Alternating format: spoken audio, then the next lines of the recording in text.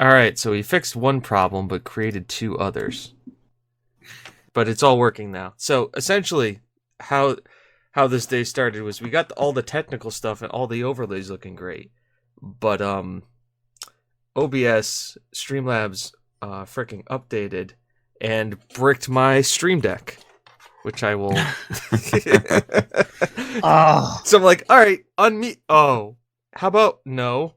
This no. Okay, nothing gonna work then. Let's just figure it out, guys. But no, we're live. We're actually have audio and stuff. So, and it looks like, let me double check. Yep, it is working. Nice. All right, we did it, guys. My job is done. Will, you can take over.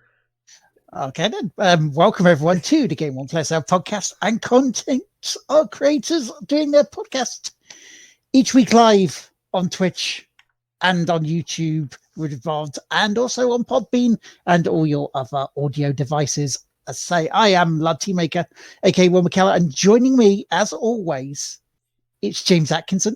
Morning. And today we have a very, very special guest from Digital Days Gaming. It's Dave Hunt. Morning, morning, morning. And so, better do this. Much better. There we go. So how's it going, everyone? Going good, man. How are you? Hey, well, whoa, a bit warm but comfortable. Dougie. Here comes Dougie, we're arrayed.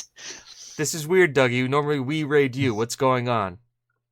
By the way, welcome everybody. So, on today's show, we do have a bit of a content dump. Is light one. We went before we started. This is okay.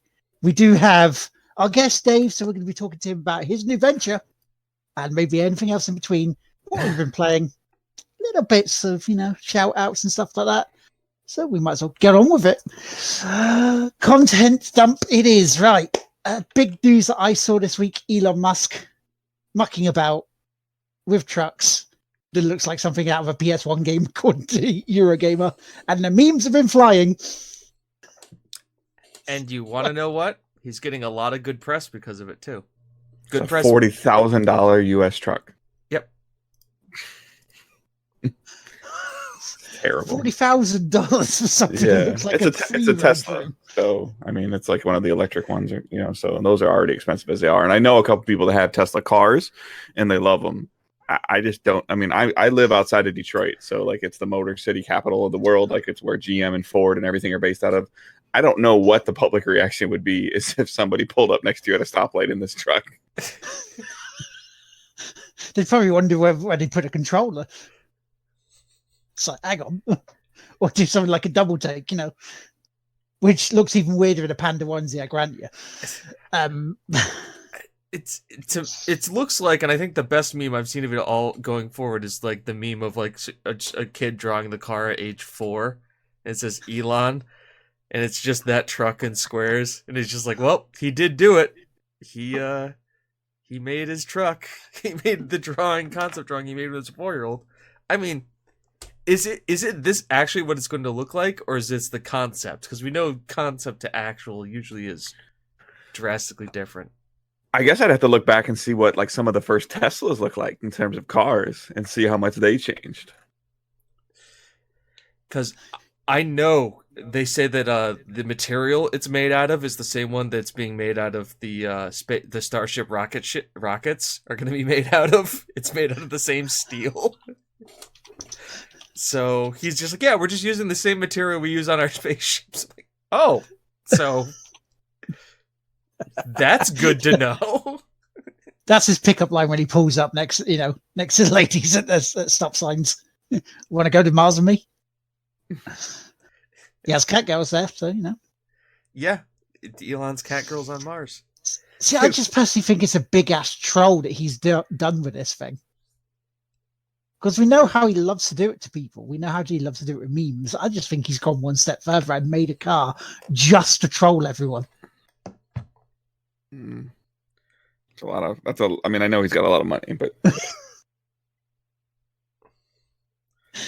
See, now I have to look up Tesla James car is a big fan of concept. it, but are you looking at all the concepts now and see what the real model is? I'm a big fan of Elon, as in like as in just a guy who like does weird shit. Yeah, like the Teslas were like all curves and stuff. There was never anything that looked like that blocky design. Yeah, and you can. So if it's a troll, then he's taking money for the troll because you can pre-order the truck. Nice. How many people are going to actually buy one though? That's the thing. A lot. Yeah, there's. I mean, it sounds like it holds 6 people. So like that's a Bloody hell. I mean, is it a truck or is it a hatchback? Because like I don't see the bed on this thing. Right. Yeah, an SUV style. I mean, the other thing too is that if you flip it, can the Master Chief get out and flip it back on its right side?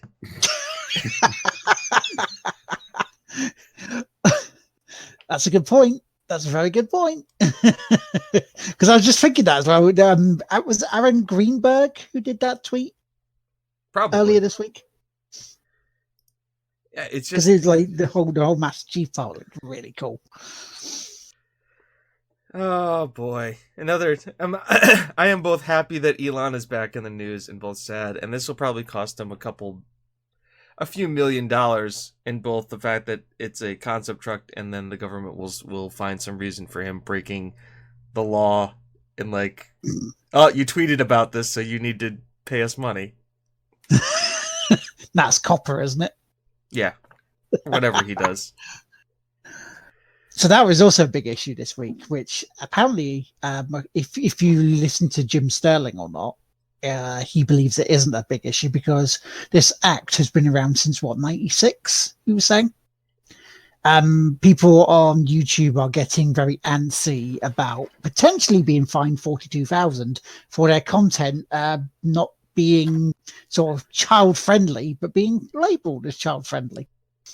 But this all came about because apparently Google was using their YouTube algorithms to sort of send adverts to kids who are watching YouTube, and it's kind of like, oh, that's a big no-no. So that's where everybody's getting worried about.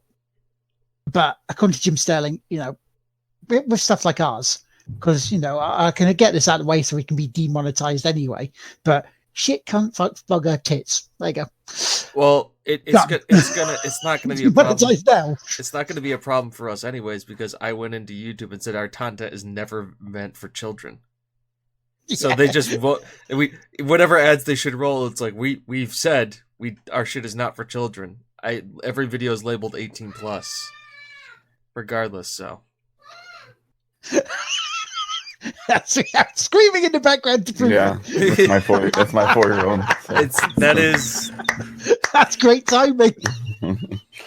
Checks in the mail. We timed that perfectly. Checks in the mail. And then the other big thing that happened this week, I think, James, you were mentioning this before we went live. Oh, Google Stadia released. Did anybody else care? Did anybody care? Did anybody care here? Anybody? My concerns with Stadia, and it actually sounds like it's every day it's gotten better as people like learn how to understand what exactly it is versus what it's not. And it just means that you have to have a clean internet connection, not necessarily a great internet connection. And what I mean by like a clean internet connection is that trying to do multiple things online in your house at the same time actually affects Stadia more than if you just have a terrible connection in general. Wow. So in terms of the concept of what Stadia could become, it's really, really cool. Like if I can, in 6 months or in a year, if I can decide that I want to play the newest whatever game that comes out and I want to just go to the Stadia store and spend $50 or $60 US on the game, and I can play it at 1080p 60 frames a second without having to own a console or have a PC that's strong enough to run it, like I'm 100% with that.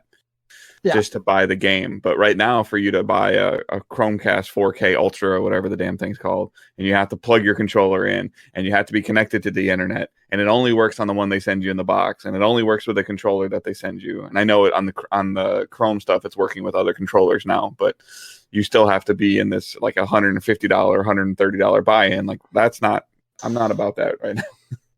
No, especially when you start having to buy other games as well at full price for it. That gets really expensive really quickly, and it's kind of like, well, how's this easier for me just going to a store, buying a game, going, okay, I'll wait 5 minutes for the day one patch to update. I'll wait for it to just install, and away I go. But if I can play, I don't even know, as an example, if I can play Cyberpunk 2077, which I'm already worried about how that's going to perform on current gen consoles, and I know my gaming PC can't run it at optimal settings.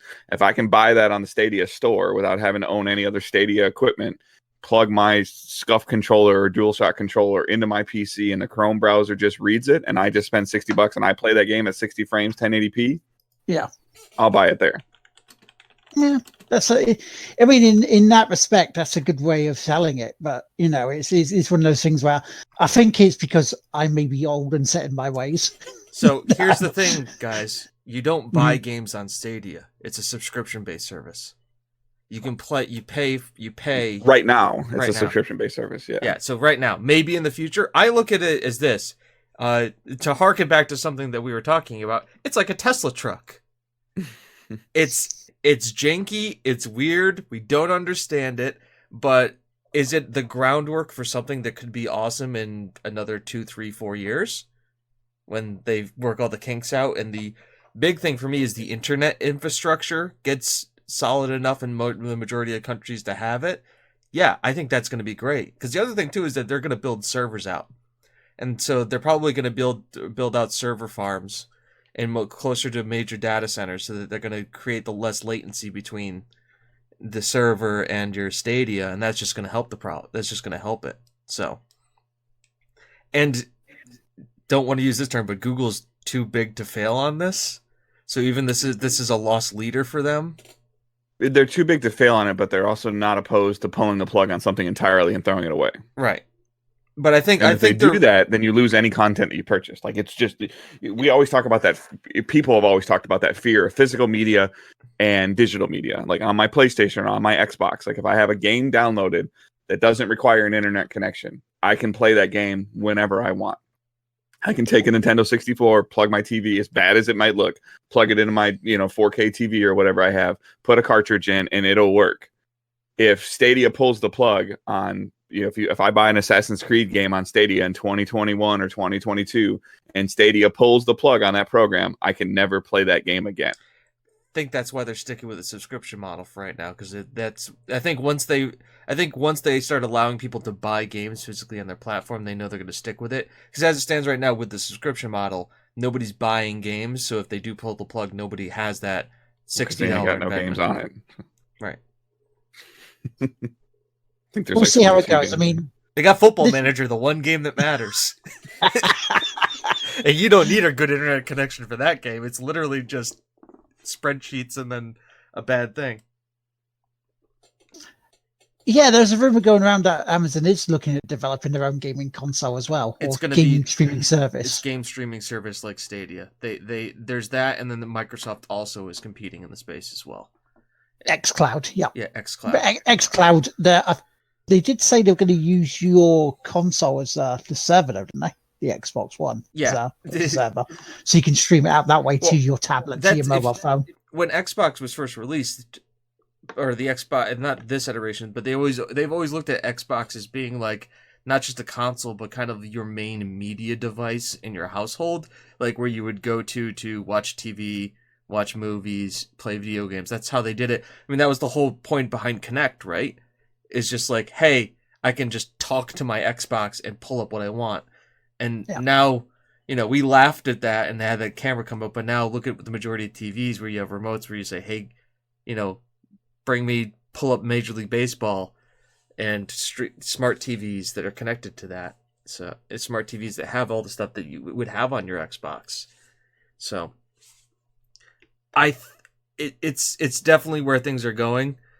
I like the fact that Stadia exists.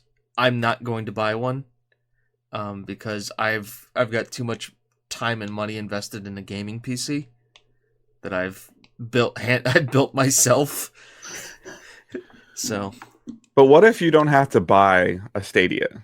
Like I talked about, like where they dropped a subscription, and you don't have to worry about making sure your drivers are up to date, and like, is this going to run it? Like, I don't know the specs of your PC and things like that, but I use the website, like, can I run this? And I get a lot of like, oh, you can run it on minimal settings. Like, I'm running Star Wars Fallen Jedi on the minimal settings, and I don't have enough like video RAM or something like that for the recommended settings. But what if that's not a concern anymore? Like, where you can like go to Stadia, like you could Steam, and say, I want this game, and then you could just plug your mouse and keyboard in if that's how you play, or your controller in, and you just spent $60 and you can play, I don't even know, like Elder Scrolls, the newest version, and it's going to run at the highest setting your computer can handle.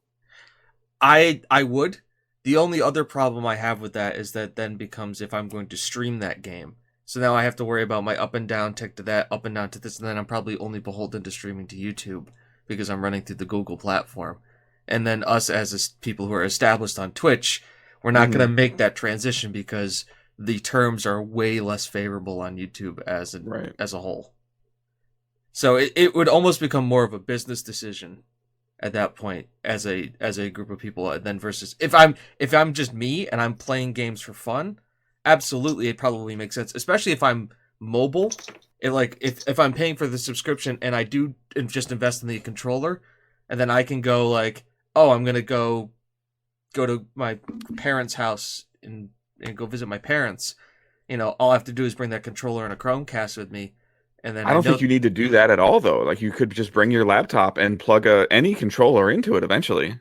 Yeah, well, I'm thinking about just if I'm going to vacation there and I don't want to bring a laptop or a PC with me, I can just bring like a Chromecast and have a controller, and then be like, at least I can still play video games down here, and I don't need to haul, a laptop for security. Throw in a disc and a controller in your bag is Throw a disc and a controller in a bag, bring a tablet, and then, I'm good to go. I don't need to bring my, gaming laptop and plug it into the TV or my regular laptop. And it's a lot less evasive. Especially with a lot of people who are going to be traveling for the holidays and going to grandma and grandpa's house who have Wi-Fi, but like nothing else. It's going to be a way to at least, have that. And then I think also Stadia, I can see it, Stadia has, with its connection to YouTube and YouTube videos, it essentially is also a small bit of a smart device as well, where you can actually watch tutorials. Has anybody tried that yet, by the way? I wonder. I don't think that feature's working. Not yet? The help videos? Yeah. Will, there's a market. We need to start doing like level tutorials in Dark Souls. Get ahead of the curve. Get some algorithm that says, "Oh, you died 6 times here. Click on this video to see how to pass this." Pretty much. Find those tags, and there's the thing here. There's a market here, people. We think about this. There's a whole new world for us here. Yeah, but we have to like at the start of every single one of those levels, I'd have to go, "Hey guys, welcome to the Game World Play Itself YouTube channel. I'm Lord Teammaker, and joining me on this is Bionic JT, the king of Dark Souls. So, what we're going to do today, guys?" I don't want to do that. I know you had to say the word YouTube. And that's painful.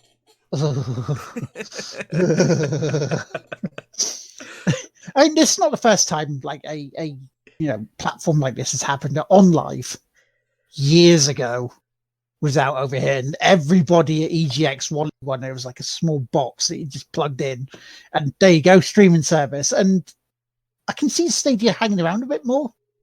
Whether it's going to be the one that hangs around, not sure, because you've got, we have PlayStation, PS Now, where you can use that on some phones and you can use that on your PC. Which I don't know whether you can stream from that. I don't believe you can. You can stream from PS Now on console through Share, and then you can do it through capture cards. Right. Then that's a workaround for it.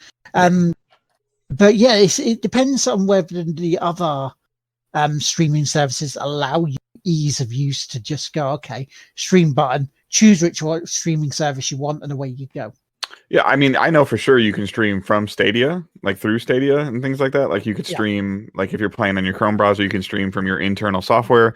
Some of the streams I've seen from it haven't been great, but there are some streams that I have seen of it that are really good. You just have to, depending on your connections and, your setups. Like if you're playing on PC, like you probably have to have a gaming PC and a streaming PC. Yeah. It's just a case of whether they just continue to use just YouTube, or they go, okay, you can use Mixer, you can use Twitch, you can use. Well, they can't really stop you if you can, because if you like a capture card just to run through your HDMI. So exactly, it's a capture card through the HDMI, or if you're doing it on your gaming PC and then you're streaming it through the streaming PC, you're just capturing that window through the display capture. Yeah, display capture. So they can't stop. They can't, like, Google can't stop you. Couldn't, like, if I wanted to stream a Stadia game right now, like, Google could not stop me from doing that on Twitch.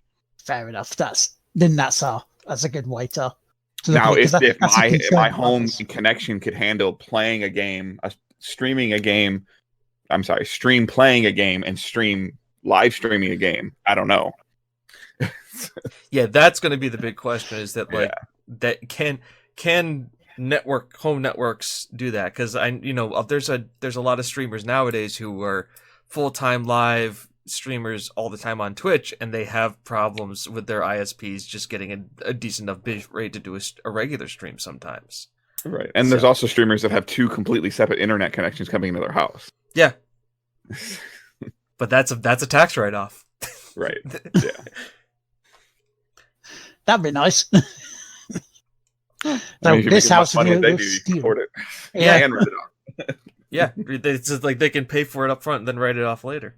I mean, when you're getting $30 million from Microsoft to go to Mixer, and that makes this a really easy pill to swallow at that point. Right. I mean, some of us go to Mixer from Twitch for like a ham sandwich and maybe a curly whirly. I mean, we could do with a ham sandwich right now. I'm not gonna lie. It's about that time of day. Yeah, it's almost food time. But so, yeah, that's news. That's a content dump that we've had. Let's all wipe, flush, and then let's move on. There we go. Right. Okay. So, as you can see, we have a guest with us today. Is Dave Hunt, starter of a new venture, Digital Days Gaming. Yes, I got that one right. It was like, yeah, it's not as easy to say as it looks. Like, we were going through. First of all, when we were going through looking for names, that is hard.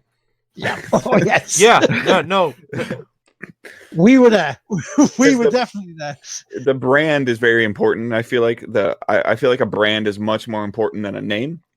So what was very important to Michael and myself, my co-host, was that, and we still didn't achieve this, even though we desperately tried to, is that we wanted it to be Digital Days Gaming everywhere, Twitch and Twitter and Facebook and podcasts. So we would come up with a name, and one of us would say, text it to each other, and the other one would be like, nope, this is what happens when I Google this. And I'm like, oh, so, or this is what happens this, or somebody has this, or somebody has that. And then we found Digital Days Gaming, and him and I both embrace the digital future. We wanted to make sure that we could go multi-platform. Him and I both worked together for a long time at PlayStation Nation. And the time there was great. And it was just the creative differences that caused that change. So again, if somebody's looking for me to tell you something that you really want to know, or tell you something juicy or some background, like, you're not going to get that from me. That's not my style. That's not how it's going to go. Glenn runs that place, and he does a fantastic job running that place. He's ran it for 11 years. It's his. He built it. Whatever he wants to do is 100% fine. But I was ready to do something completely different. And what I was ready to do was Digital Days Gaming. And it's multi-platform. We are very similar to what you guys do, very similar to like what a Gamertag Radio does, and things. It's places like that. We record a podcast live on Twitch. We upload the podcast to YouTube and to an RSS feed. We do live streams. The goal right now is to do no written content at all. I don't feel in 2019 that people are reading. Calling it DDG is kind of what it's evolved into, and I've done a little bit of just referring to the episodes as DDG episode blah blah blah. Not naming an episode, when we realized after we did it like 1 or 2 times, like, not naming an episode is a godsend, that I don't have to think about what we're going to call the podcast with some fancy like name or game tag or anything to it. But we want to be there to cover everything possible. And the biggest thing is, if you come and listen to us, you're not going to get what what Michael and I call sorry. you're not going to get what Michael and I call filler news, like, oh, so and so game got a release date this week, and so game got a trailer. I mean, unless it's a big deal that, you know, a game that finally got a release date or a game that got a delay, and then usually it's going to spark a better conversation for us about game delays and where those are evolving. But we wanted to dive deeper into the streaming world and just the world and gaming in general. And the last couple of episodes, if you listen to them, have been very heavy on games as service, Games Pass, you know, Origins Premier, subscription-based services, the streaming aspects of it. And then we still have, like, him and I still have a strong passion for playing video games, and we have a strong passion for the community. We want the community drives the show. We want to know what you guys are wanting us to talk about. If you listen to the show, you find out that Michael doesn't like things like bread and peanut butter. Yes, or mashed potatoes, or Twinkies, or, you know, he's got some really, really bad eating habits. Is he American? Because that's like, he is. Does he just hate Thanksgiving then? Because he's just listing off half the stuff. Yeah, I think this week's going into Thanksgiving. We record this Sunday night, 9:30 p.m. Eastern on Twitch, twitch.tv/DigitaldaysGaming. I think that we may have some conversations about what is acceptable to be on his table and what isn't, and it may be hilariously frustrating. He's from Chicago. I'm from Detroit, so we're both Midwestern guys, and like I said, we worked together for a long time. Him and I have a really good dynamic and a really good history together. So if you guys would be willing to check the show out, you know, drop the Twitch channel a follow. We got our affiliation this week. We're not even a month old yet. So the following and the subscriptions on Twitch already, and the Patreon support and all that stuff that people have been doing, sharing the show, following us on Twitter, joining the Facebook group, has all been tremendously overwhelming and more than expected. Like, I had goals set for like the end of December and the end of January that I'm already crossing off of our list.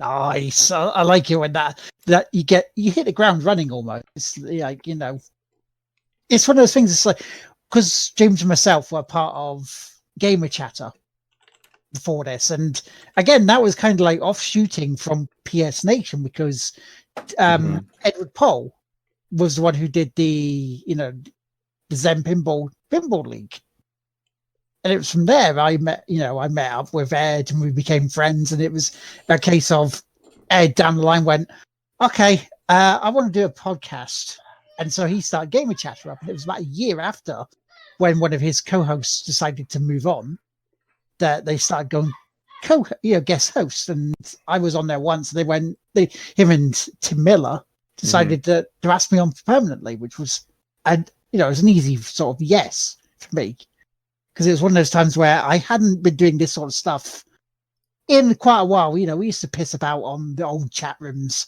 with radio streams on there ages and ages ago, and it was kind of a nice little progression of coming back to that. And this is where Tig Whippy came from.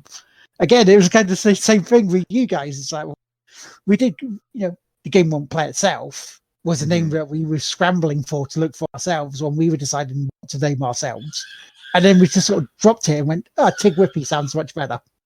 It is almost a carbon copy of you guys, I'm not really sure what my son is doing. I'm sorry. That's all right. He's adding background noise. Don't worry, we've had my girlfriend snoring in the background. So yeah, I know. Kids screaming, girlfriend snoring. It's all good. Well, usually we record it's at night and he's asleep. So, and I didn't really factor this into him being home. It's fine. We've had worse stuff. Trust me. Yeah. We have. So he's in the other room, being that child-friendly person that you guys were talking about, like where he's watching YouTube, because he actually he's 4 years old. And when you ask him what he wants to watch on TV, he doesn't want to watch like a cartoon like Paw Patrol. Like sometimes he wants to, but he wants to watch like Spider-Man toys or Lego. Like he physically wants to watch people playing with action figures on YouTube, and there's an entire market for that. Yeah. He wants to watch toy Let's Plays. Yeah.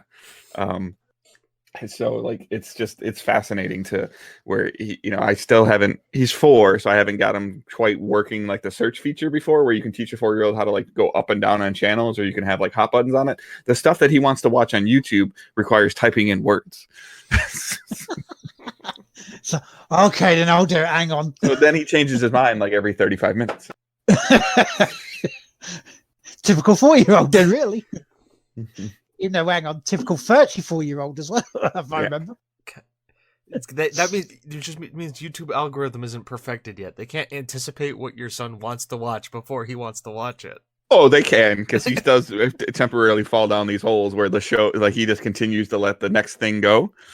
And then I come and see him like an hour later when I'm like, what the heck is he? Like, how did he get there? And that's how the aliens met up with the Nazis and gave them the information about the atomic bomb in World War II. Yeah. It's like, wait, what? I was watching Paw Patrol. 5 minutes later, I'm watching alien conspiracy theory videos. Yeah, but he's the carbon copy of the kid of like, why does this exist in the live streaming or the video world? And it exists because of people like my son. So on Amazon Prime, there is somebody I can't remember his name. Zebra Plays Games or something. I think he's a really big YouTuber, as I've done a little bit more research on him. But he has a deal with Amazon, I believe, that, and this is like very rare with Nintendo, as I'm sure you guys have talked about before. He can play through every single Mario game that has ever existed. He is playing through the game start to finish on Amazon Prime. Wow. Like 100%ing the game of like going after all the stars and the stamps and Mario Super Sluggers and Paper Mario, all those games, even DS games. And he's actually pretty decent at it, at playing the game. And he's really good about talking while he's playing. But in terms of just being able for me to turn something on, and, you know, my son has probably seen more Mario games than I've ever played now. You could probably, if you start playing them, and he sees you struggling, he'd probably go, "Give me the controller, give me it, just pass it over, and do it for you." I haven't started him playing games yet. He plays a little bit on a phone or a tablet, you know, but we'll get there. So we start them young, don't we? To get them to follow in our footsteps, and then just embarrass us. My 20-year-old doesn't play games as much. He's like into the sports games. So yes, I have a 20-year-old as well as a 17-year-old. So my son is actually 20 today, but he's not home. So. Happy birthday to him. He's in college, 6 hours away. So. Feeling embarrassed by you. There we go. Yeah, he's not. He's too busy to care what I'm doing. So. So how was it you got into PlayStation Nation and, you know, by proxy then to Digital Days Gaming? What was it led you into? So a lot of what factors into me digging more into podcasts and things like and video content and finding, you know, websites that track news and stories and stuff like that was when the PSN went down, whatever it was, like 2011, when it went down for like a month or however long it was. And they eventually gave us some free games, which required you to go to the PlayStation Store to download them, which is, you know, very smart of them to to force you to go somewhere that people weren't comfortable doing quite yet. And it was like, hey, our entire infrastructure went down and we're sorry and we're going to reward you, but you have to go on an infrastructure that went down.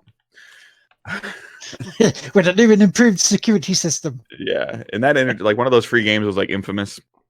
And so that introduced me into Infamous and third-person action games. I'd always been into sports games, and I'd always been into like Zelda games and Nintendo a lot as a kid.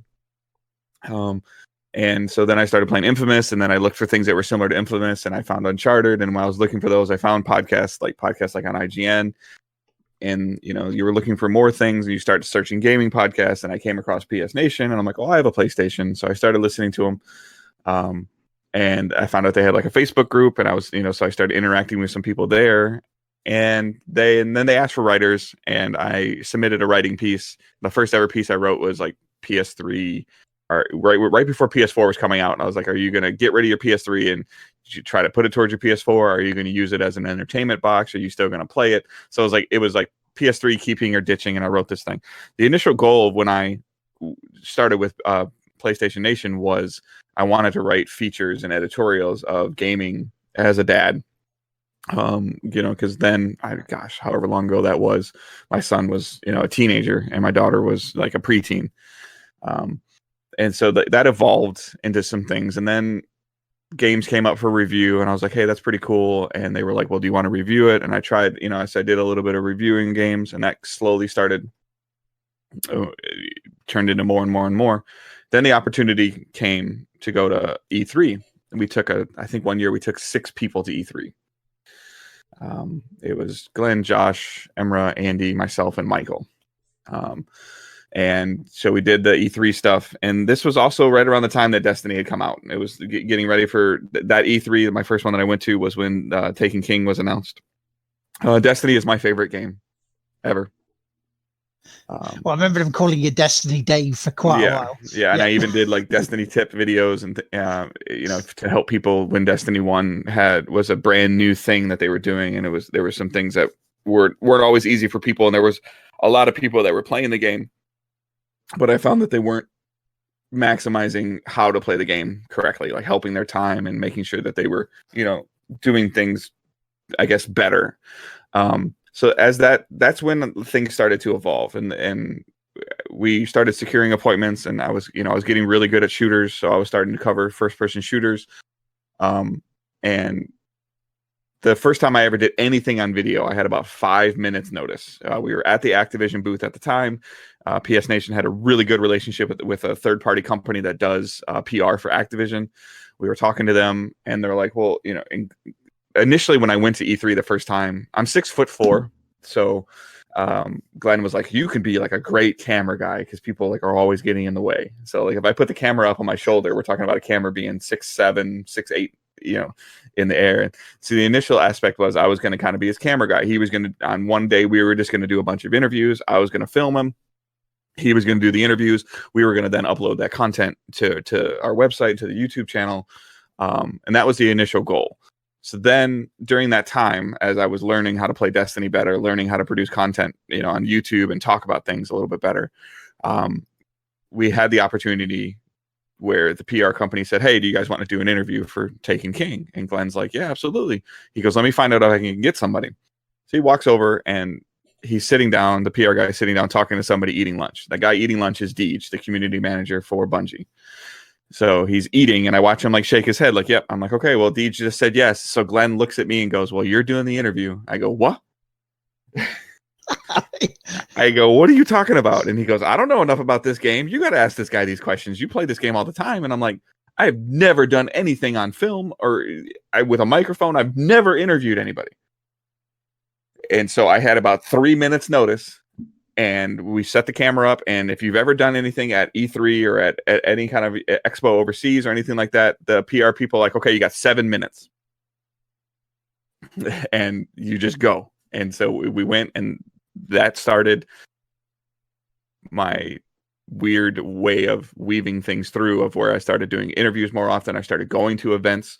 A lot of PR companies like Ubisoft and Activision have flown me to multiple places to play their games. I got to go to Seattle for 3 days to play Destiny 2 before it came out, where they literally put you in this hotel, and we didn't leave the hotel. They fed us. We consistently had things we just didn't need to leave. And I was in Seattle for the first time in my life, and I wasn't allowed to leave. Not that I wasn't allowed to leave. There wasn't a reason to leave. Multiple times Ubisoft has flown me out to do things for Far Cry and for Division and all those games, and then I've learned how to do interviews and upload content and all. And Glenn decided after X amount of years that he was tired, he was worn down from podcasting, and he initially wanted to completely shut PlayStation Nation down. And Michael and myself, along with Josh at the time, pushed him to reconsider and to not. So we assumed hosting of the podcast, myself, Michael, and Josh. And then over time, Josh moved on, or was moved on. And things were kind of changing and evolving. The podcast was going really well. We had a good history, and then we are here today. So was it just yourself and Michael then as the stopgap between Josh leaving PS Nation and you guys deciding, okay, we want to go in a different direction to what PS Nation? Michael and I had never even talked about doing our own thing until after I left PS Nation. Because was it something you got over time where you were enjoying doing it to the point where you go, okay, we want to do something, we want to move on from here, but we still love podcasting. So that was my leaving had nothing to do with me wanting to do my own thing. That came from after I left. Okay, cool. So the best thing was, I mean, are you happier now doing multi-platform stuff rather than just... I'm learning a lot of things. Like I've said it, like Xbox Game Pass on PC is great. Origins Premiere on PC is great. I don't own an Xbox at all. I don't right now feel like I need to own an Xbox. So because of most of everything I want to play, I can play on PC. That's Microsoft Studios. Yeah. But yeah, the aspect of being multi-platform is really is interesting and learning, and like I still love Nintendo deep at the in my core, and I will be getting a Switch soon. It's just going to be more of a financial thing. My focus for so long was just on PlayStation because that's what it was. That's what I covered, and I'm ready to do more and cover more. But I'm also interested more in the things, the services, and the like how these games are evolving, and how these subscription services are evolving, whether it's Stadia or Games Pass or Origins, Premiere, or games as service or subscription based games, all that stuff of how gaming is evolving from, like, does the $60 single player market still exist? Yes, it does still exist, but it is nowhere near the size that it used to be. No, I could definitely agree with you. Do you think it will go that price model then will go slightly cheaper to try and compete with the more streaming services? Or do you think it'll just I don't think that a fall game away will ever, completely? I don't think that like a God of War, a Spider-Man, a Last of Us, Halo, if you buy it by itself, Gears, I don't think those will ever go below the $60 price point. Those games should cost $100 right now in our current economy. Yes. Yeah. The amount of time, effort, and finance that goes behind it, they should cost a lot more. Where games as service, where you would look at, obviously, somebody who also plays Destiny 2, they've transitioned that to a game to their model, and like now it's a free to play game where you can buy the content if you want and develop it. Or was it now Borderlands 3, which is like not really a live service game, but more kind of the traditional 60 with DLC. But they are adding some events in during the lifespan cycle of the game. So it's, where does it go? That isn't very interesting stuff. But I think you're right. The games, the God of Wars, the Cyberpunks, those won't go away because they're successful. And I'm always fascinated. Like we talked about this on one of the shows like last week, 2 weeks ago. Like I'm fascinated by, like, the Outer Worlds came out on a couple different platforms, obviously, because the deal for Outer Worlds was signed before Microsoft purchased Obsidian. But if Outer Worlds 2 comes out, or when Halo, whatever it is, 6 comes out, the expectation has been set. I feel the expectation has been set for any Microsoft Game Studio game to be on Games Pass day and date. Yeah. That's one of the things they've said. Any first party will be on Game Pass day one. My concern long ways, and I understand subscription services, consistently getting money from people that may or may not remember that they've subscribed to you, getting $10 a month from somebody, or $120 a year consistently, regardless of how much they play, is better than getting them buying 3 games. Maybe. I just don't know. Like, is Halo going to be a quote unquote successful game if you can't stand there on a podium and say, we sold 7 million copies of this game? If you stand there and say, we've got 4.7 million people subscribed to Games Pass, like, that's better than selling 7 million $60 copies, because that's a consistent flow of revenue. But is that going to keep that company afloat? Is that going to, is the next game that Obsidian brings out that's exclusive to the Xbox platform, is that going to generate enough money for Microsoft to feel like that investment was worth it? And the answer, I don't know. Yeah, because that's the thing, isn't it? It's like, you can see, well, okay, you get a set amount from selling the $60 games, but how much revenue do they get as a percentage from the Game Pass sales? Mm-hmm. Well, the revenue doesn't matter when you're owned by the company producing the content, right? But the third party ones, for example, that come on, and then right, it's the same question we have like about PS Plus. Like, how did it benefit Rocket League, Psyonix, to put their game on PS Plus that first day that it came out? Now there's microtransactions and everything like that in the game, but then there wasn't as many, and that game was considered a rousing success, and it actually was up for some Game of the Year nominations that year it came out. But Psyonix couldn't sit there and say, we sold this many copies of our game. They couldn't plant their flag. Yeah. And it's always interesting to me of, like, did that increase PlayStation Plus subscriptions for Sony to throw money at Psyonix to say thank you for us being able to market your game? Like those deals, like I would love to see somebody come out and say how these work. You know, games with gold or PlayStation Plus, like somebody that it sounds terrible to say this, but somebody that got burned by the industry, like the head of Telltale that's no longer around anymore. I want to hear like how those conversations, like he's already done. Like he can't, you know, somebody that can never go back into the gaming industry sit there and say, this is what we're doing. Because if you ever listened or read Jason Schreier's book, the Pixel Wars, where he talked about companies coming to Microsoft and pitching a game and then saying, yeah, that's cool, we want that, just Halo-fy it. And that's how we got like Halo Reach. That wasn't even supposed to be that. So I wonder how that aspect plays into gaming in general. Like what, could we have had something that was really, really cool, but a huge corporation decided I want it to be Elmo? Yeah. That would be an interesting bit down the line. Yeah. Yeah. Because I mean, look at the transitional stuff we've had in the past elsewhere in other companies and other situations. It's interesting to hear. I'm here because Dave told me to. Thank you. Hopefully we can entertain you as much as they do.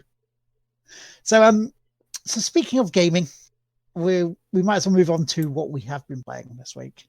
And as you're the guest, Dave, we'll let you go first. All right.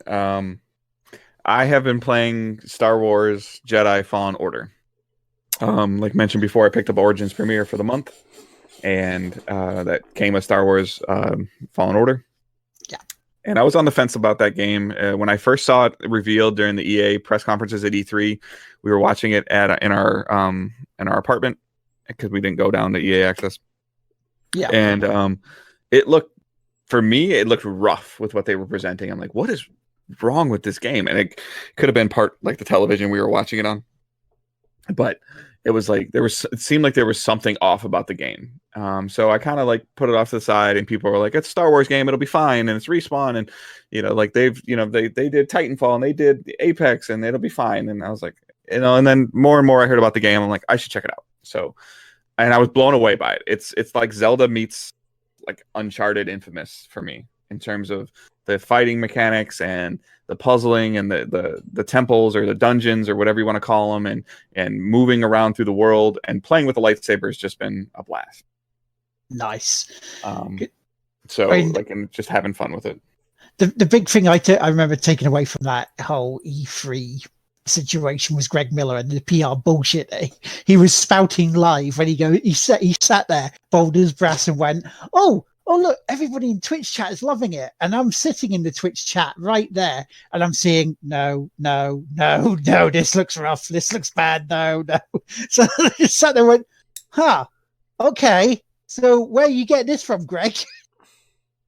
But I'm glad to hear that the more people are playing this, or they're actually enjoying it, because I do have it. I have it over there. It is there, ready to be installed and play. Mm-hmm. And I'll be honest, the first review I heard didn't make it sound great. But then that seems to be more sort of the in the minority of that review sounding, well, it started off fantastic and then just went downhill. So I was kind of like, that kind of, it's suddenly the hype for me for a Star Wars game. And of course with EA, we know their track record with games, especially over the past couple of years. Yeah, but I feel like Respawn is safe in this bubble. It's like there's EA and then Respawn is like attached to them, but there's like this long post that's connected them, and they're in their own bubble. It's the analogy that we use all the time with Bethesda, and then there's id Software. We're like, id is doing Doom and doing great things with Doom. Meanwhile, Bethesda's on fire, like over in the corner, and they're just the dog sitting there going, this is fine. We're great. We're okay here. We're doing our thing. Our thing's awesome. Don't worry about the dumpster fire. We're not a part of that. So there are no microtransactions that I've come across at all in Fallen Order. As you're progressing through the game, you're opening up crates and things like that have attachments for your lightsabers changes for your outfit, changes for your poncho, changes for the skin color of your ship.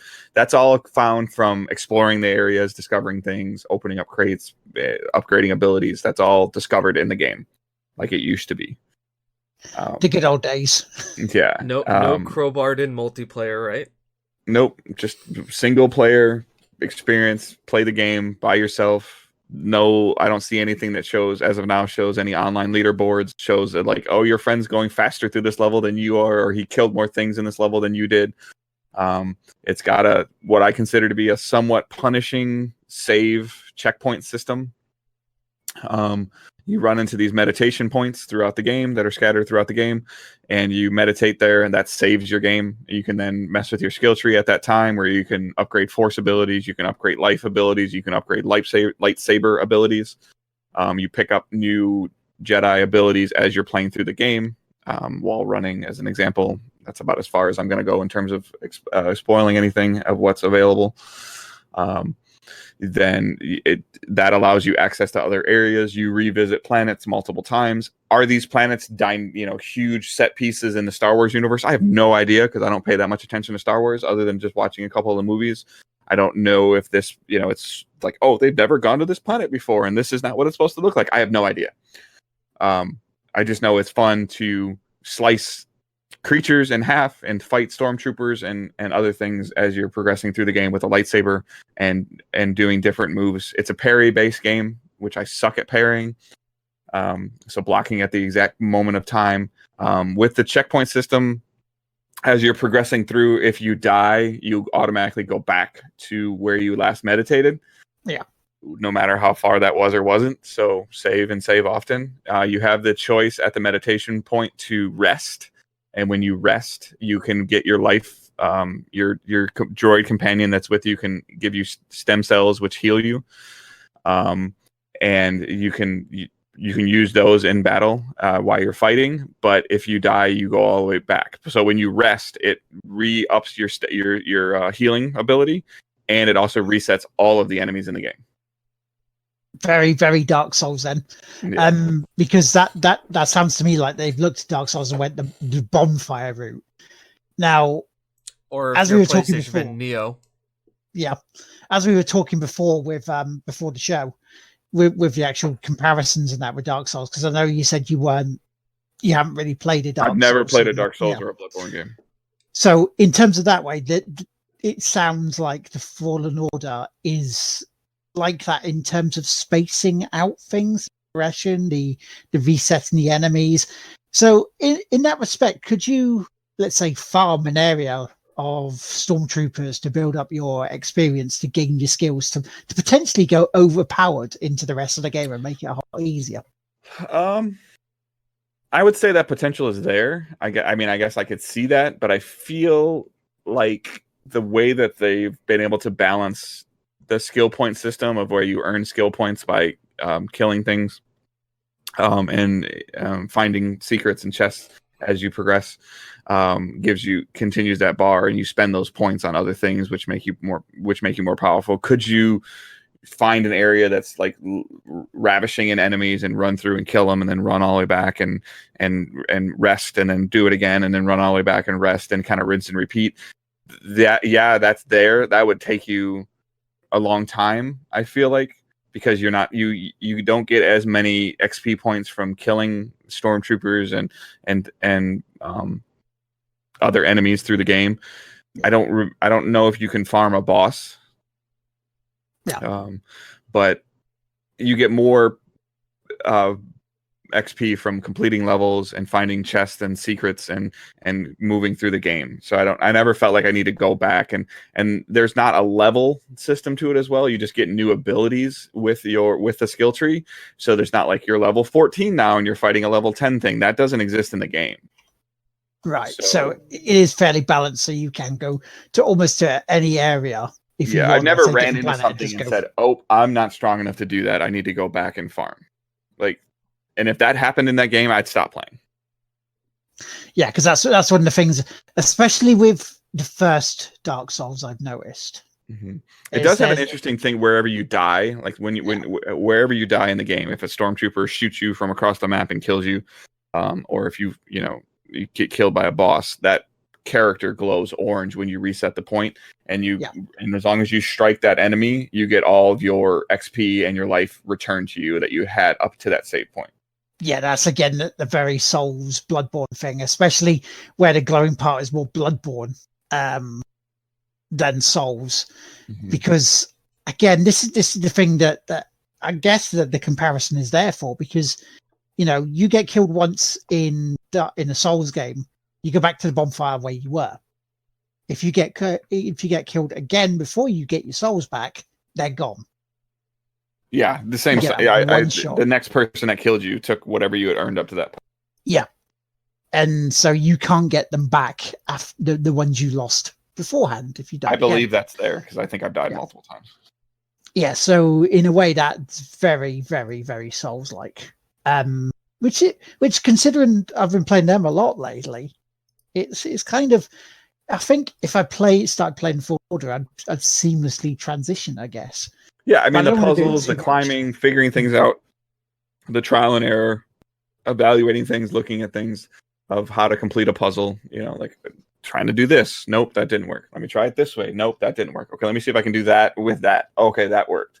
And then it breaks, so those puzzles, I always felt like Uncharted puzzles were always really cool and really dynamic set pieces that the puzzling didn't require too much thought. Yeah. Fallen Order has the really cool looking set pieces with very challenging puzzles.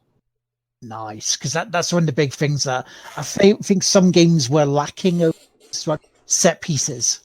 Now, no, obviously you can't have a lot of set pieces all throughout the game because it will just burn you out in terms of wanting to do them. But are the set pieces good? Are they sort of make you go in there so far? Yeah, there was, and again, like I said, I'm terrible with planet names, but there was last night I was playing and there was a situation where I was on a creature. I was flying with a creature and it was flying over this planet that I was on. And that just looked amazing. I don't care what game you're playing, whether you're playing a Star Wars game, you're playing an Uncharted game, you're playing a Horizon Zero Dawn, you're playing Halo or whatever it was you were playing. That was one of the coolest looking scenes that I had ever seen when that bird, you were on that bird, and you were flying across to this tree. Like, it was just amazing. Nice. So is that all you've been playing? That and the last couple of weeks, yeah. And I still play Destiny 2 on a weekly basis. Wish I could transition into James. Okay. What have you been playing then, matey? I have beaten Death Stranding. Spent 40 hours. That's a speed run. Yeah, it was it was a game. I have to say I don't know what to say about it yet because I'm still kind of taking it in because it's a long burn, that game. It's a long burn, and I do have to say that they have some twists and turns. The writing is very good. The acting is phenomenal, and I would never thought I would say that the acting in a video game was great, but here everything was good. The only thing I can say about the game, because I don't want to spoil it for anybody who's still playing it, because I know it's a long game. It's just it seems like everything's handcrafted to go a certain way, and even though I've stated that it's my two favorite games this year, and I don't know which one is game of the year yet. Destiny 2, which is great, but wasn't released this year. DMC 5, the story was there just to get you to the gameplay. Death Stranding is the opposite. The gameplay was there just to get you to the story.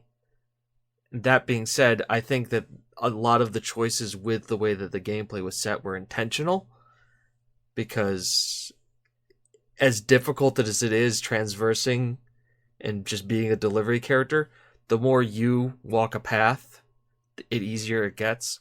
And the more other people walk that same path, the things get flatter, the road gets clearer, and it makes it easier for you to make deliveries. So I will reserve judgment on it for at least another week or so, at least talking about it on the show. because I don't want to. I don't know if anybody here is playing it or still playing it, and I want to give people time to beat it because it is a long game. I spent a lot of time playing it. I know how many hours I had for that game to physically beat it. There are also a lot of cutscenes, so.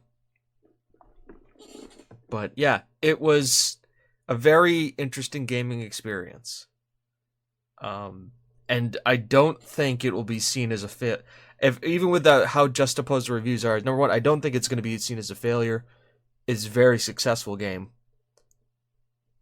I very much know exactly where I stand on it, and I keep my one saying that everybody will get their own experience out of this game because of where it touches on things on an emotional level, much kind of like God of War was, where it was about something and it was about emotions and human emotions. This game is very much about that, and people will take from that what they will. And I think that's that. Also, a Football Manager released. And I've been playing a lot of Football Manager because after the emotional roller coaster of Death Stranding, nothing says, let's take a break like watching spreadsheets, looking at data points, and assessing lower league contracts negotiations with sponsorship deals so I can keep the stadium running for another 2 days. Also Destiny 2. I mean, you go from a game about delivering packages to like shooting things and getting up front. I'm leveling a warlock and I have to realize I'm not a titan. I'm not a shield bearer. I'm not a void titan anymore, so my melee attacks don't heal me. So I can't just run forward with a shotgun and kill everything. But that's it. That's all I've been playing. Fair enough. From delivering packages to delivering goals to delivering raids. Delivering bullets. You play Destiny on PC? Yes, I do. I started on PlayStation, but I made the transition to PC. So now I'm on Steam, and I apparently have, gifted it to 2 friends, and now all of a sudden we have a clan of 30 people. It came out of nowhere. It's just a nice little sort of bang of people. Right, so what I've been playing, well, I'm not going to say the stuff that I've been playing on stream because it's there on stream, you can see it. I have, though, been playing a lot of Dark Souls this past week. Completed Dark Souls 2 with Jonathan, and the bosses near the end seem a lot easier than you would think. There was one that gave me a real pain to complete. But I think, as Jonathan was saying, we're kind of rushing it a little bit, and that wasn't even the boss because we didn't do all the stuff for the DLC.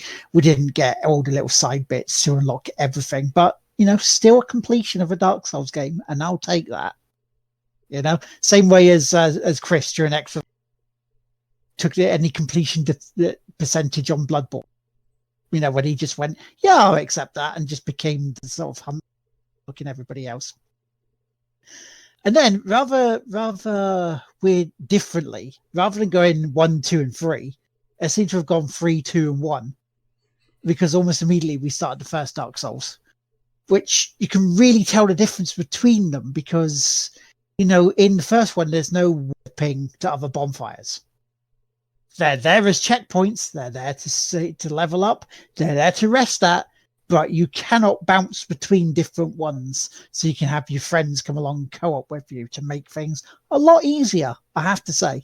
I really do have to say. So if you have an issue like where you're trying to walk on a branch, but then the game decides, oh no, you're not walking on the branch, you're falling off it. You have to go back quite a bit to get to that point now. Which I'm glad they changed that for the second. I really am, because that can get frustrating very quickly. Let me just say. And there's also a lot more in the first Dark Souls where you have to do on your own. You cannot get co-op.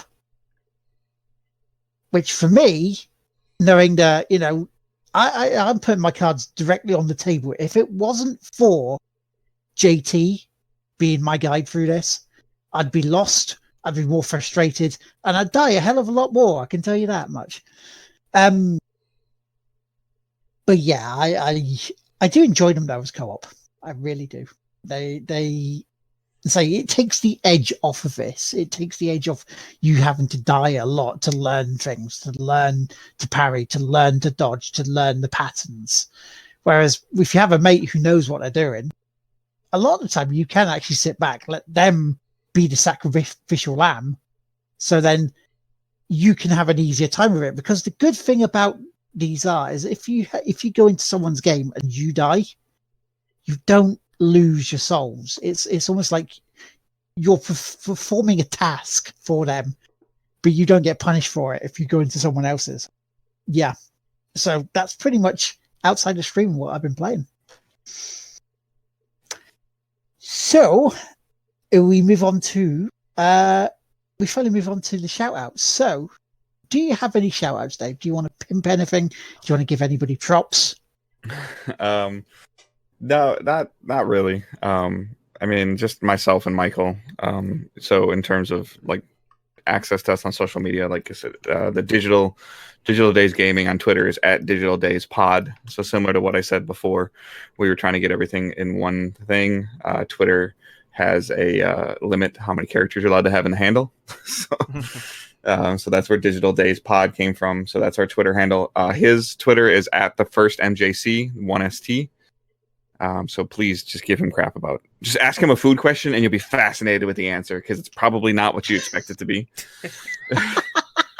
So go on then, Michael. What's your favorite sweets? Yeah. And then my Twitter handle is at Good Dave Hunt.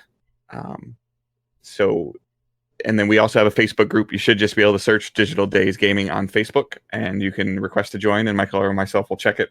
And then digitaldaysgaming.com is where you can get the podcast from. The YouTube channel, same thing, Digital Days Gaming.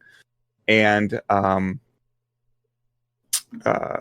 Twitch, he's putting in the chat now, just twitch.tv/digitaldaysgaming. And then the final one is we have a Patreon. We are in the process of looking at some things and collecting feedback on the Patreon. So if it's something that you're interested in, please let us know. There's early access in there. There's bonus content. There's Discord access in there. And there's a few other tiers in there. The biggest thing with Patreon for us is it's just a way for us to give community the possibility of supporting us and know that that's going to go into upgrading the content that you receive. Doing something as simple as donating, going into the $1 tip jar as an example, takes care of podcast hosting for us for an entire month.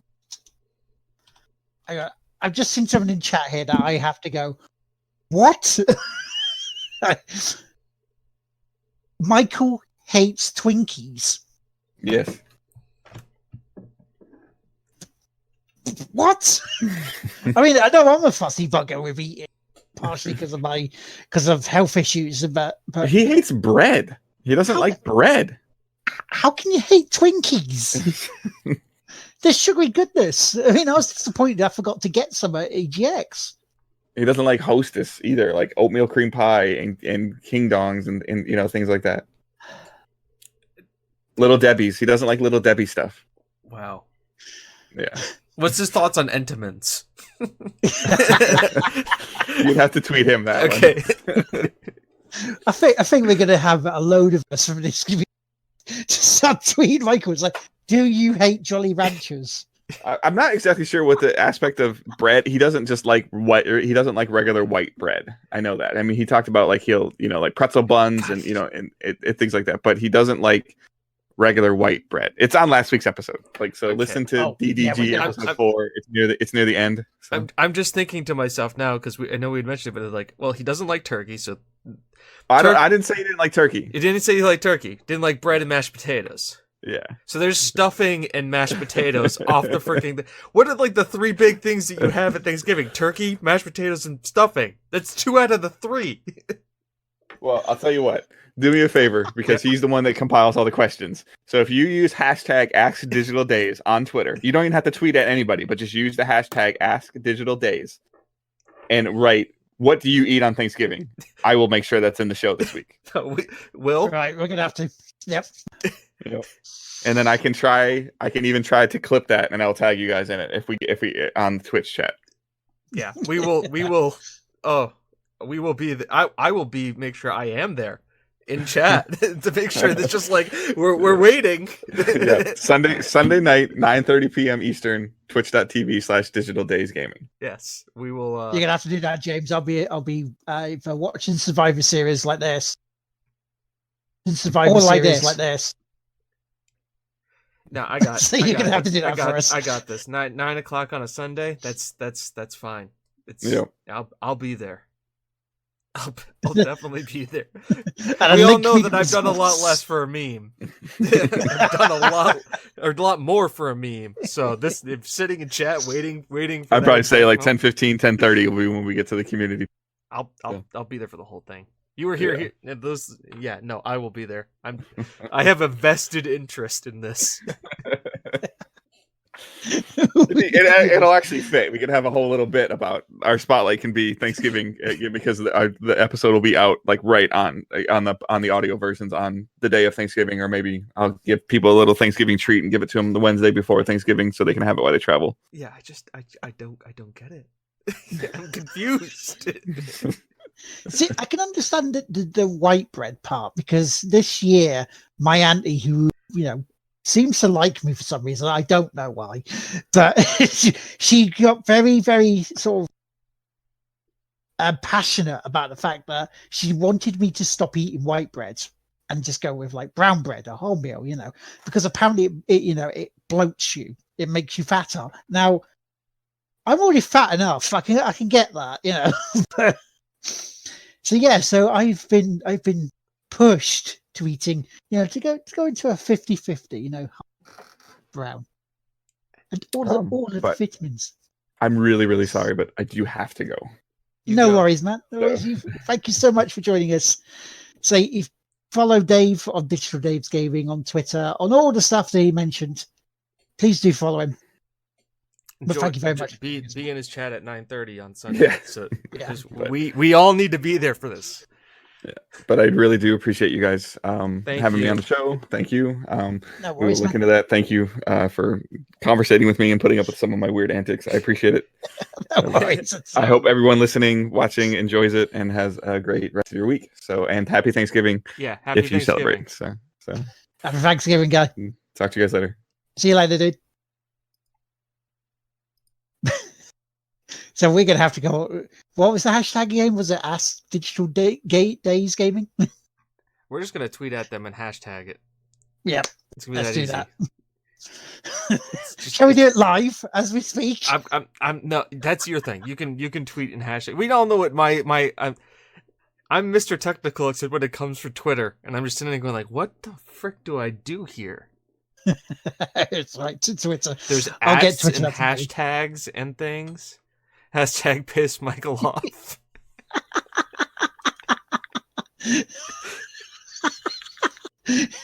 Let's see how to make this weird. Right. Okay. So, shout. Why did you talk to these two guys? You went there and just bashed me. Thank you, Soul. Thank you. Perfect. There's your hashtag in chat. Thank you very much. I shall grab that now. Thank you very much. I mean, if he doesn't like bread, that means he doesn't like pie. That's another thing you can't have on Thanksgiving. What does he eat? You can't have pie? What is pie's crust made out of? Bread! No, he said white bread. But still, it's like, you can't have cake? It's just confused. Cinnamon rolls too. Oh my god. Oh dear. Oh no. We're just gonna list down like we're just gonna create a list and be like, you know what this may turn into is just like us asking him like every week is just like one food question. What do you like sausages? It's like next week. What are your thoughts on oysters? Specifically, what about? What are your thoughts on Boulogne oysters coming specifically from Brittany? Who the fuck are these guys again?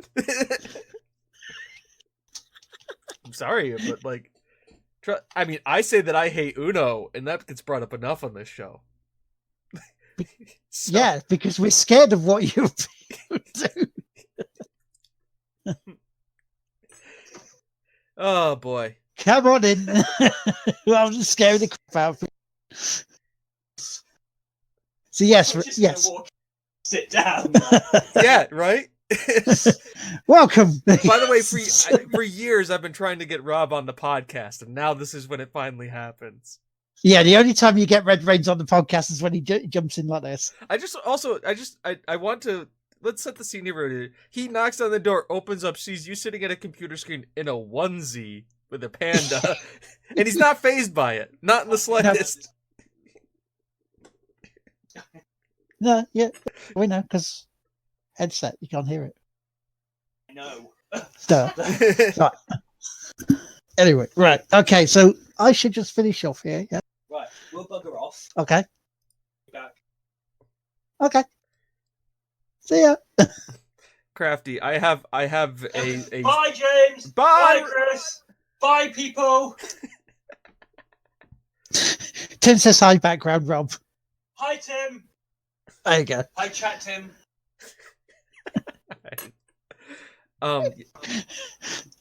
Crafty, I have a very large hatred of Uno. There is a 10-minute long rant about my disgust of that game. I think it's clipped. Yeah. Oh, if it hasn't been clipped, it should be. Yeah, no, It should be. Yeah, I hate that game. I won't go into it now because I'm in a good mood. Catch me in a bad mood. And yeah, that was one of those left field questions that came out about Uno, and it was just like, whoa, James has problems with this game. Yeah, we sort of sat back and was like, much like a lot of people are going to be doing with some of their family members at Thanksgiving in a few days. yeah, One uncle that obviously said something. But yeah, shout outs. Obviously, chat, you guys are awesome. Rob for jumping in, Becca as well. Yep. his lovely other half. Dave for coming on. Lots extra life goals for next year. You can. I will not be involved. Also want to say thank you and you're awesome to the people that showed up last week because I was away, as you all know, for Wi-Fi Wars and the Dark Room. And the group from Steve McNeil's community showed up in force and had a good time, including Crafty Rebel, and met last Lisa for the first time, which was very nice to do. She is lovely in real life. So yeah, so there's that. And say chat. Also want to give a big shout out to Team Tig Whippy, because last I checked, we were less than $1 away from $3,500 raised. Wow. It's just absolutely outstanding. Which again, next weekend, Robin is doing the stream for a Crafty Christmas special. A Crafty Christmas special. Okay, it's after Thanksgiving, so I will allow it. Yeah. I have a hard rule that there's no fucking things, no Christmas shit until after Thanksgiving. Hard. Well, yeah, rule. it should no Christmas stuff until December the 1st should be. I give a pass to Thanksgiving because some people will like, we've eaten Thanksgiving, now let's set up the Christmas tree because all of our family's here.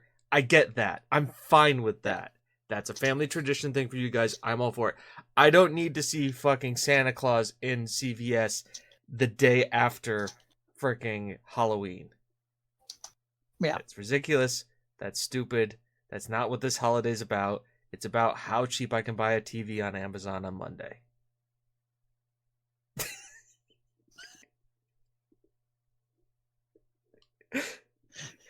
It's about I got appliances I need to replace, and this is the best time to get the deals on them. Well, we have had a reply from MJC about his food, because I did ask him what food does he hate at Thanksgiving, and he's just come back with mashed potatoes. I'm sorry, that's not all of it. That's no. There are deeper. The correct answer would have been is that what foods are allowed on the Thanksgiving table? Obviously, we will investigate further. Yeah. We will investigate. Do that in my absence so I can listen to it on Monday afternoon. James, hello, friends. Yes. Also, I forgot to mention D&D group, because we played D&D on Saturday. And it, like always, it's a ton of fun. Yeah, it's been. Do I hate mashed potatoes? Yeah. I don't get why people hate mashed potatoes. Do you like regular potatoes? You know, steam them, mash them, put them in a stew. If I'll be fair on this, all right? If MJC and Robin don't like mashed potatoes, I'll have theirs for. Yeah. There you go. See, but like fully loaded mashed potatoes is one of the best things ever. You get mashed potatoes with some chai in it. See, you're having it wrong. That's the problem. You just don't have mashed potatoes. In other words, you have to put a little salt and pepper on it. Or you do fully loaded, where you just basically make a baked potato, except it's mashed. So you have like the mashed potatoes, you mix chai into a little bit, and then you put cheese and bacon bits on top of it and a little dob of sour cream. Or you do that. You get your mash, you get your sausages, you put your sausages in your mash or on top of your mash, and then you get your gravy. Yeah, I've had it. I've enjoyed an English breakfast from time to time. I like taking my bangers and mixing it in with the mashed potatoes and then scooping a little bit of the beans on it. It's great. It tastes amazing.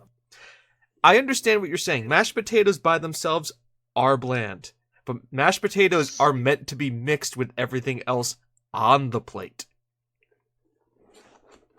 Am I wrong here? Yeah. It is meant to it is meant to be either dipped, like scooped up first and then the fork stuck into something else, or have the fork on something and have that dipped in the mashed potatoes. Also, because gravy. Mashed potatoes can be too dry without gravy on it. It's like, oh, by the way, right? I showed Robin last week the fact that I do eat kebab meat with gravy. It is glorious still. Do you know why? Because it's meat and gravy. It's you're basically taking the drippings of the meat and putting it back on top of the meat. Yeah, exactly. Yeah, mashed potatoes are the supplement to everything. It's much like pasta is bland on its own, but you put a pasta sauce on the pasta, and all of a sudden, voila. It's specifically that motion. I was waiting for the KFC bet on the Sunday morning, but we didn't do it. See, now those KFC, that's not really mashed potatoes. That's crack cocaine, okay? KFC mashed potatoes, I don't know what they put in it, but that stuff's like ridiculous. We have the best restaurant here, local to us. Me and Kim will sometimes go to it. It is a KFC and Taco Bell in one-stop shopping. Yeah, but Taco Bell, that doesn't normally agree with your stomach. You know, you're normally having a bigger content dump than normal. Well, that's the thing with Taco Bell is because like I can get the KFC, but then I can get like the loaded potato griller, which is just like tater tots with nacho cheese and sour cream and bacon bits inside a tortilla wrap.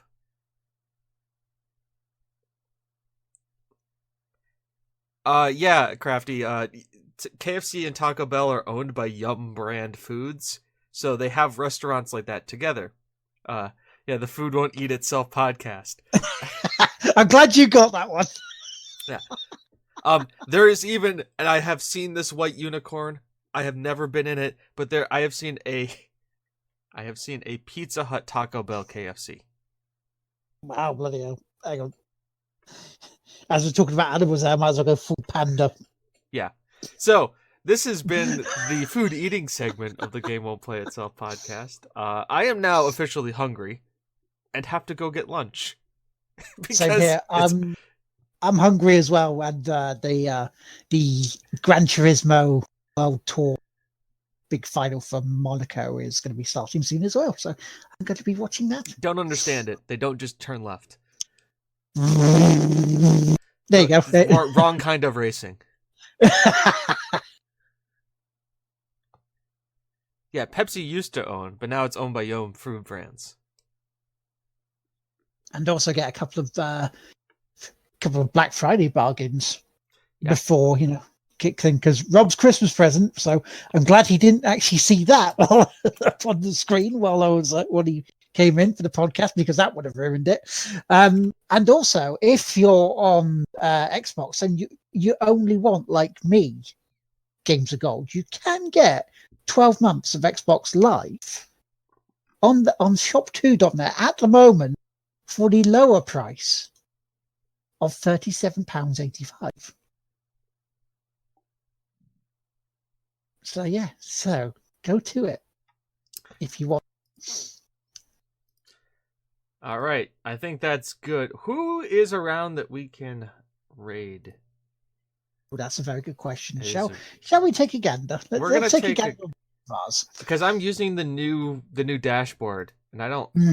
It doesn't. Nobody that I see on my end. What about you? Well, we could go to a lovely lady called Nietzsche, who is on. She is playing Pokemon Sword and Shield. She's a lovely lady. She's part of the Don't Rage Quits community as well. So I will put the link in chat for you. Great. So it will be this is her name. Like that. Except capital N, but because when you said like Nietzsche, I thought you meant like Nietzsche, like Nietzsche. Like like Nietzsche. That thing. All right, everybody. This has been the Game Will Kill Itself podcast. Go say hi to Nietzsche.